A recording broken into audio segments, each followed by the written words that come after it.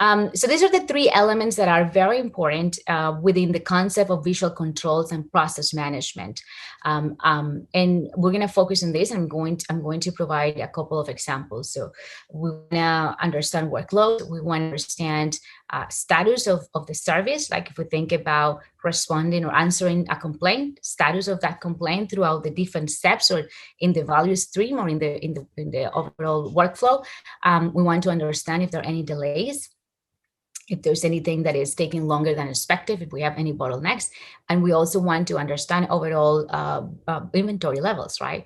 Can we meet customer demand? And so these are the elements that we're going to focus on. So when I don't know if anybody have seen the video of Lucy and Ethel in the conveyor belt in the chocolate factory, but understanding workload is essential in order to set up your staff and your team for success.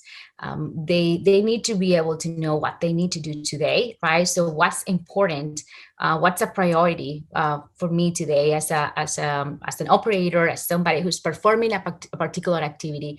What do I need to do today as it relates to this process? And what do I need to prioritize? So answering these three questions.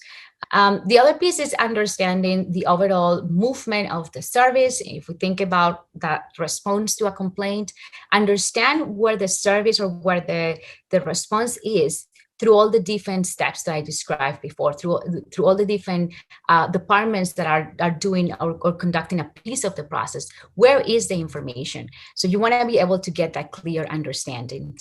The next piece is to be able to level load, to be able to understand all the different buckets of work that you have.